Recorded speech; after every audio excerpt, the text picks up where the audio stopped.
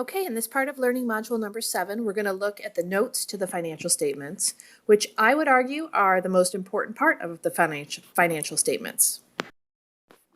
So as you've probably seen, there's a lot of good information that can come from looking at the numbers and understanding what you're seeing in the financial reports.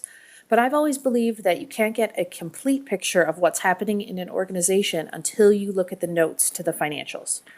So this is what I call the story behind the numbers. It's going to be anywhere from 2 pages to 15 pages and higher on analysis of what's happening in the organization.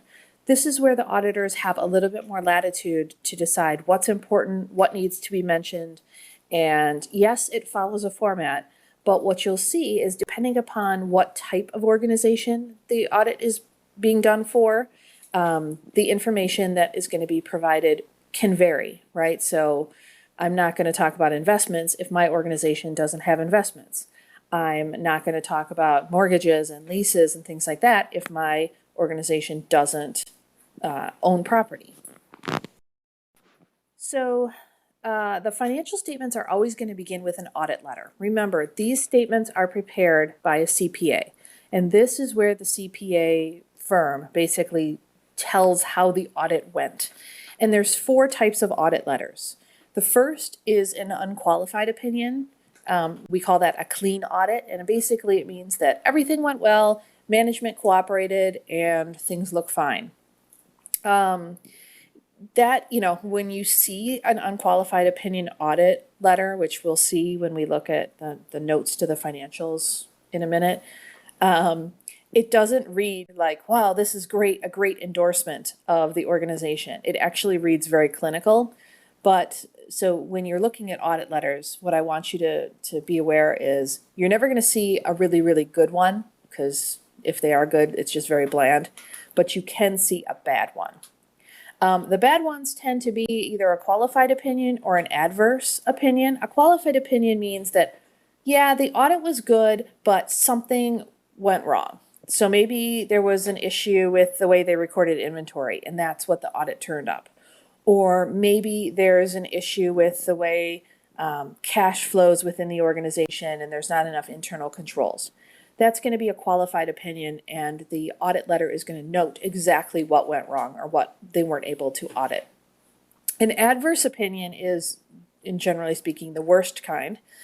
That means that the financial statements do not present what's going on in the organization accurately because basically it's a mess. Or the organization is what we call a going concern, which means, as we know from previous learning modules, that they are in danger of failing, in danger of going bankrupt if something doesn't change. So an adverse letter definitely gets your attention.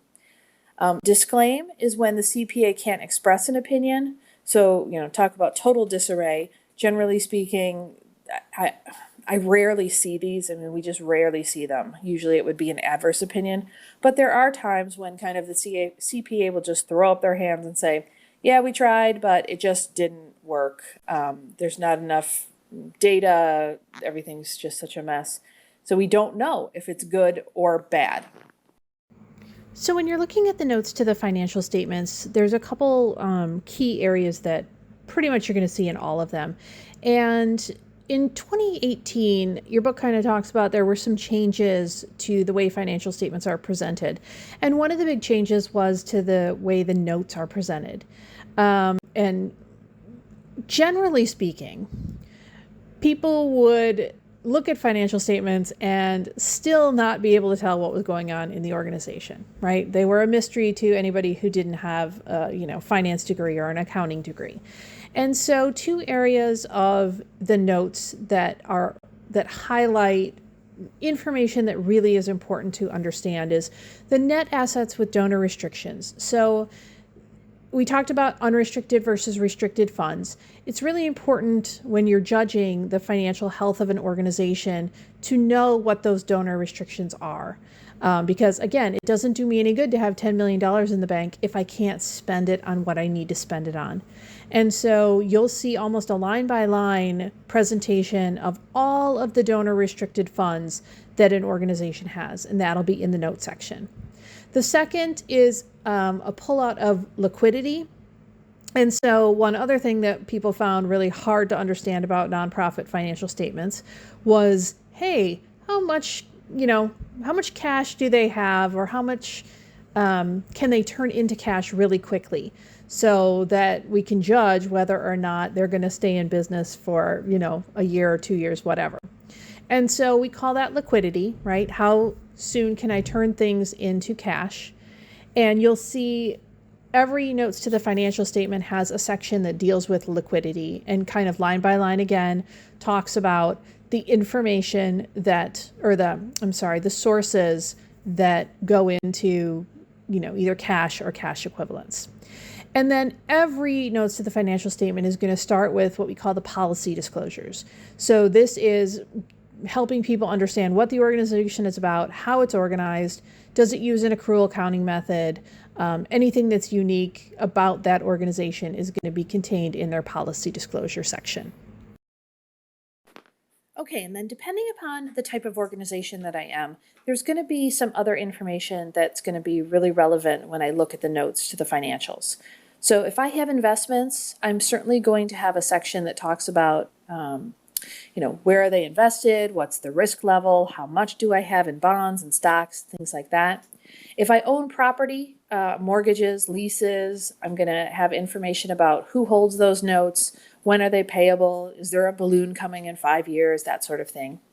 If I have any other substantial payables or receivables, that information is going to be contained in the notes. And then there's also something called subsequent events, which talks about the financials end on a certain day, right? So December 31st is the last day of my fiscal year, let's say, and the auditors and all of the numbers are going to reflect my condition as of December 31st. Well, if on January 10th, the roof blows off of my building and I have to immediately spend all of my cash reserves to pay for it, then that's considered a subsequent event. So yes, the financials are presented, as of December 31st, but in reality, my situation changed very rapidly 10 days later. And so the auditors will disclose that in what's considered a subsequent event note. And so with that, I think you can go on and take a look at the how to read a notes to financials, how to get information out of it when you're ready.